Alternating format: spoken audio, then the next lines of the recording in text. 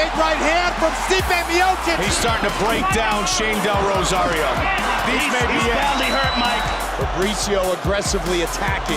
Oh, that's it! Stipe Miocic is the new UFC heavyweight champion! Jones to the body, and it is all over! What a spectacular, flawless performance. Jon Jones remains the UFC light heavyweight champion! One of the biggest heavyweight fights of all time may actually happen. The best heavyweight of all time against the best light heavyweight of all time. A real clash of titans. Stipe Miocic versus Jon Jones. Both fighters have expressed interest in the bout, and since Francis Ngannou is going to be out for a while due to his knee injury, Dana White may well book this gigantic fight for the interim heavyweight title. This is a fight both men want and definitely a matchup to look forward to. So without further ado, we here at Athlete Central are here to tell you everything you need to know about it in this Ultimate Fight Breakdown. Recent fights. You guys can skip to the attribute section if you want to see the breakdown. We'll analyze both fighters' last 5 outings, even though they have not been very active recently. Let's start with the light heavyweight GOAT, JBJ. He fought Daniel Cormier in 2017 in an epic rematch for the light heavyweight title unification. Jones delivered an incredible performance, dominating DC throughout the first 2 rounds and ending the fight in the 3rd round with a vicious head kick followed up by punches. JBJ was popped for steroids after the bout, meaning that it got overturned to a no contest. Daniel, give us your thoughts right now. I don't know, man. I thought the fight was going well. I don't even know what happened. It's like I got kicked in the head. Oh, man. I'm so disappointed. His next fight was against Alexander Gustafsson, another rematch, this time of a fight that was the toughest of his career. Jones got another TKO win in the 3rd round against the Swede, putting all comparisons between the two to bed. Jones was undoubtedly the better fighter. Next came a bout against Anthony Lionheart Smith in the 2nd title defense of his reign. That fight was absolutely brutal. Jones dominated Lionheart bell to bell, beating him in the striking department and out-wrestling him to a unanimous decision victory. Smith did not look like the same man after the fight. It was surprising that after this dominant victory, Jones had a very controversial win against Thiago Santos. The fight was very competitive, and despite Santos' ACL given out early on, the Brazilian carried on and made the fight one of the hardest of Jones' career. Santos won the 1st round convincingly, and Jones got rounds 3 and 4. The controversial ones were 2 and 5, where it could go either way. Fans and MMA media were very split on who won the bout, but it was definitely a showcase of Santos' abilities. JBJ's last fight was his most controversial win ever. Dominick Reyes. Reyes was dominating early on, outstriking Jones in both the 1st and 2nd rounds, landing the more effective shots. The 3rd round was a bit more competitive, but many argue Reyes still won that round despite John's comeback toward the latter stages. Jones won rounds 4 and 5 hands down, but the overwhelming majority of fans and MMA media scored the fight for Reyes. This brings up a very interesting question. Were you thinking it was possible that the judges had given him those first 3? Yeah, I knew it was a really close fight, and I turned it on in the 5th round. That 5th round won me the fight. Those takedowns won me the fight. I believe in my whole heart I won that fight. Both Santos and Reyes have not done very well since losing to Jones, both going on a further 2-fight losing streak. So were they just hard matchups for Jones, or is JBJ declining? Let us know in the comments below. Moving on to Stipe, he is in a unique circumstance. Since his last 5 fights have been against 2 fighters, something that hasn't happened in UFC history. He has had 2 fights with Francis Ngannou and a trilogy with Daniel Cormier. Miocic was an underdog in the first Ngannou fight, with the Francis hype train well underway. He shut the critics up and proved why he is the real deal by dominating Francis in all aspects. Despite Francis landing a few good shots that would probably put other fighters out, Stipe's chin held up, and his wrestling really wore Francis down, leading to a 50-45 unanimous decision victory. His next fight was against Daniel Cormier, who was moving up in weight to try to claim double champ status. Stipe was shockingly knocked out in the 1st round, with many experts saying that his chin had still not recovered from the bombs he ate from Francis a mere 5 months earlier. After waiting on the sidelines for a while, Stipe finally got his rematch a year later, facing DC a 2nd time at UFC 241. The fight lasted longer this time, but DC was still getting the better of the exchanges early on, but in the third round, Miocic made an amazing adjustment that just shows his amazing fight IQ, digging to the body numerous times and tiring DC out.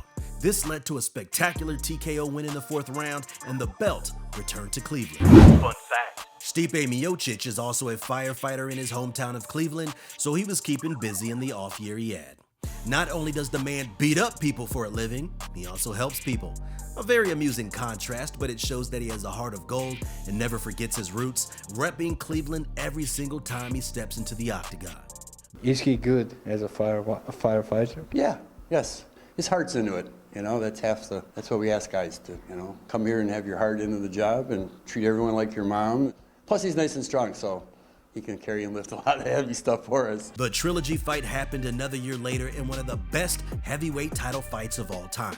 Surprisingly, DC didn't shoot for any takedowns, but Stipe showcased a very good clinch game, which is surprising since he was up against an Olympic-level wrestler. Miocic outboxed Cormier and got the unanimous decision victory, leaving no doubt as to who was the best heavyweight on the planet was. This was until his rematch with Francis Ngannou last year. Francis showed amazing adjustments and outstruck Stipe in a masterful performance. I mean, I'm not the scariest, I'm the baddest. You're the baddest. It's unquestionably. Oh, it's all matters to me. Dude, it's a tough dude. It's hard. Ngannou stuffed Stipe's takedowns and even took him down. After the failed takedown attempt, Stipe did not try again and got viciously KO'd at the start of the second round. Attributes.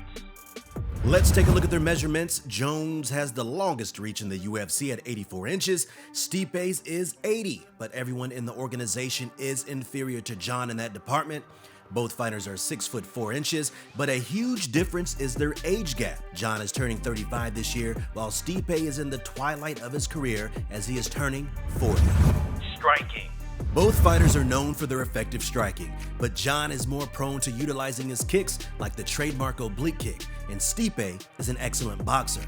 Miocic lands more significant strikes per minute at 4.82 compared to John's 4.3, which is understandable given that John spends more time on the ground, towering over his opponents, but those strikes are not considered significant. In terms of accuracy, Jones's is higher at 57%, 4% higher than Stipe's 53%. Now let's talk about defense, a very surprising statistic. Logically, you would expect Stipe to absorb more significant strikes since he spends more time on the feet, but the margin is insane. Stipe absorbs 3.82 per minute, while John is down at a measly 2.22.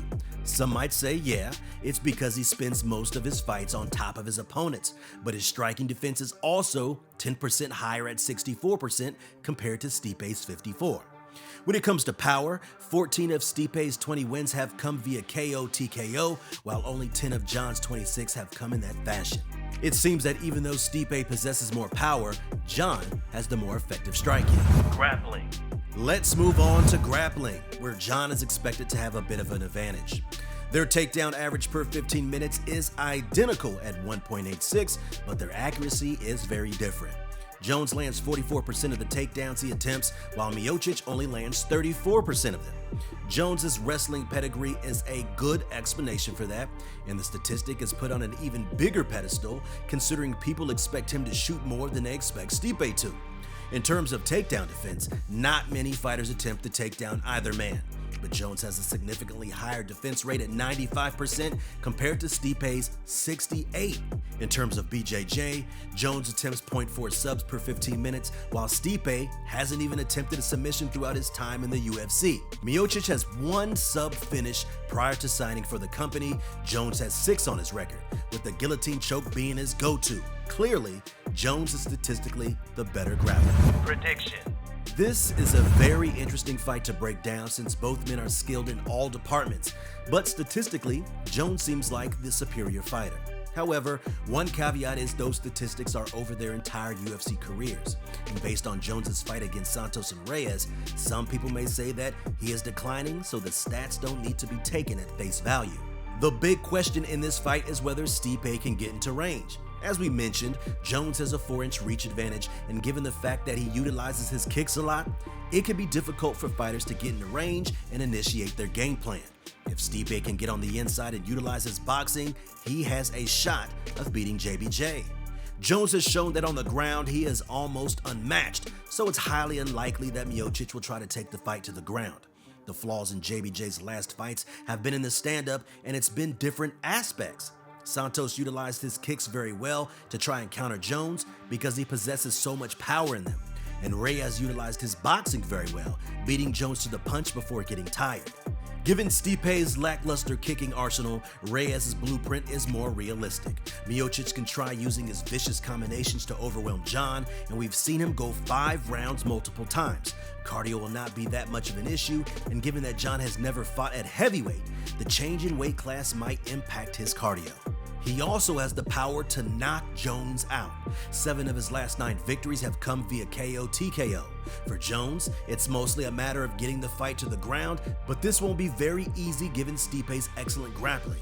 And if he gets to the ground, Stipe could very well just reverse the position because his grappling pedigree is also good.